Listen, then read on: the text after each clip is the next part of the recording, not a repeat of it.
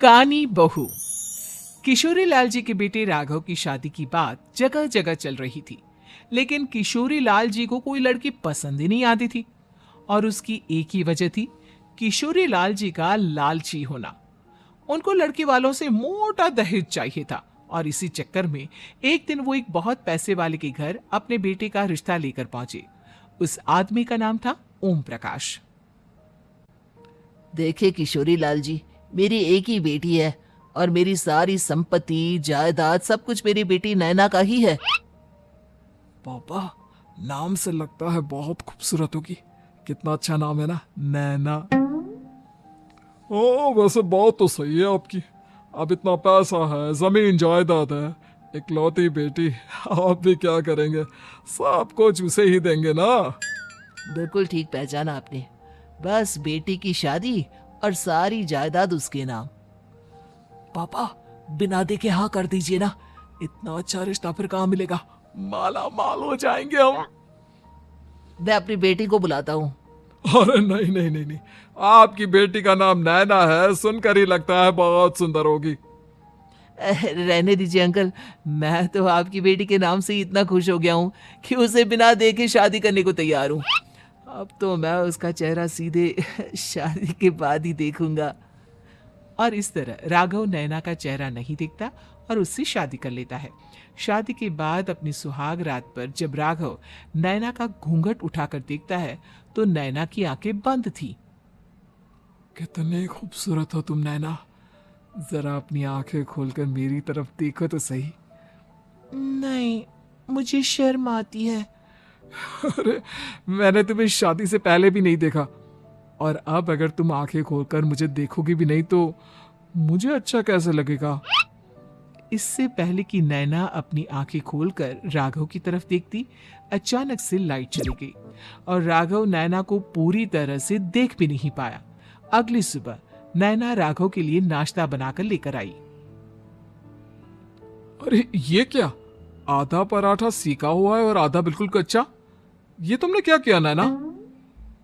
बहू, तुमने क्या आधा पराठा तवे से नीचे लटका कर रखा था, जो आधा सिका है और आधा कच्चा? मुझे जितना दिखेगा उतना ही तो सीखूंगी ना पापा जी। जहां जहां मुझे नजर आ रहा था वहां मैंने सीख लिया, जहां जहां नहीं दिखा वहां कच्चा रह गया होगा। इसका क्या मतलब है? ये कैसा मजाक कर रही है तुम? अरे बहू, तुमने इतना लंबा घूंघट क्यों लगाया हुआ है? देखो, हमारे घर में बहुओं को बेटी की तरह रखा जाता है, और फिर तुम तो इतना सारा माल लेकर आई हो। देखो, ये घूंघट डालकर रखने की कोई जरूरत नहीं है। हाँ नैना, पापा जी ठीक कह रहा है, तुम तो आराम से रहो, अपना ही घर समझो। नैना अचानक से अपना घूंघट उठा लेती है। अरे ये क्या पापा, नैना की तो एक आंख फूटी हुई है। नाम से नैना, लेकिन ये तो कानी बहू निकली। मेरे साथ धोखा हुआ है, धोखा। बिना दिखाए अपनी कानी लड़की मेरे संग ब्याह दी। मुझे कानी बीवी नहीं चाहिए। मुझे अभी ओम प्रकाश जी से बात करनी पड़ेगी। आखिर उन्होंने मेरे साथ ऐसा किया क्यों? अरे, आप लोगों ने ही तो पापा से कहा था कि आप लोग शादी से पहले मुझे देखना नहीं चाहते। अब मेरे पापा पर क्यों इल्जाम लगा रहे हैं? अरे लेकिन उन्हें बताना तो चाहिए था ना कि तुम कानी हो, एक आंख से तुम्हें दिखाई नहीं देता। किशोरी लाल और राघव नाराज होकर ओम प्रकाश को अपने घर बुलाते हैं। पापा जी, ये आपने क्या किया?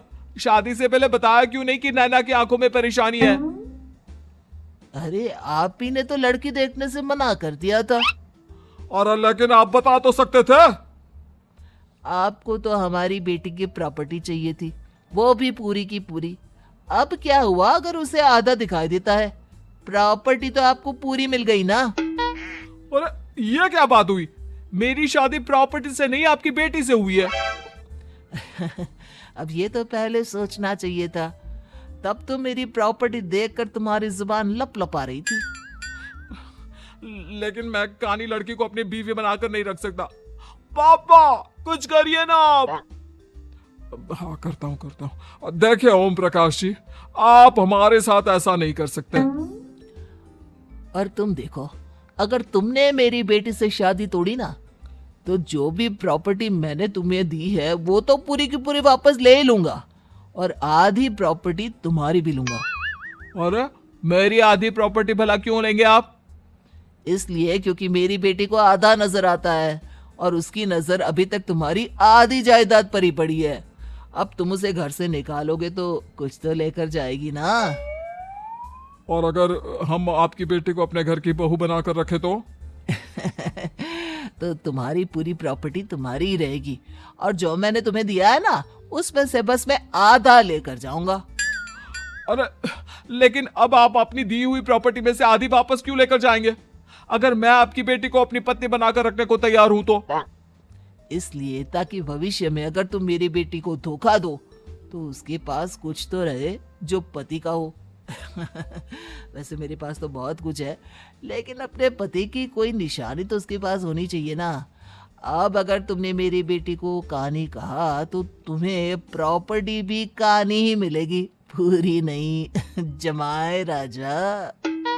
किशोरी लाल और राघव समझ चुके थे कि वो बुरी तरह फंस चुके हैं और अब उनके पास वहां से निकलने का कोई चारा नहीं है। अब समझ में आया ना, लालच बुरी बला होती है।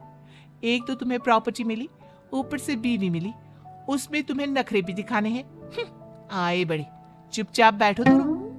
कुछ दिनों के बाद नैना राघव की कार लेकर बाजार घूमने निकलती है और जब कार लेकर वापस आती है, ये क्या? एक तरफ से मेरी गाड़ी पूरी खराब हो चुकी है। लगता है तुमने मेरी गाड़ी को किसी दूसरी गाड़ी के साथ एक्सीडेंट किया है। अरे अरे, कितना बड़ा नुकसान कर दिया तुमने बहू। वो क्या है ना पापा जी, मुझे एक आंख से दिखाई नहीं दे रहा था, सामने से गाड़ी आ रही थी। मुझे तो सिर्फ आधा ही दिखाई दिया और वो गाड़ी मेरी कार से रगड़ती हुई निकल गई। अब मैं क्या करूं बताओ? आप इसे ठीक कराने के पैसे कौन देगा? तुम्हारे पापा? तुमने मुझसे इस तरह से बात की? अभी रुको। नैना राघव की शिकायत ओम प्रकाश को कर देती है। देखो राघव, अब जो मेरी आधी प्रॉपर्टी तुम्हारे पास थी ना, उसमें से आधी और मैं लेकर जाऊंगा, क्योंकि तुमने मेरी बेटी को डांटा। अरे नहीं नहीं पापा जी, गलती हो गई, माफ कर दो। गलती की तो कोई गुंजाइश ही नहीं। अगली बार मेरी बेटी को डांटा तो बची हुई आधी में से आधी और ले जाऊंगा।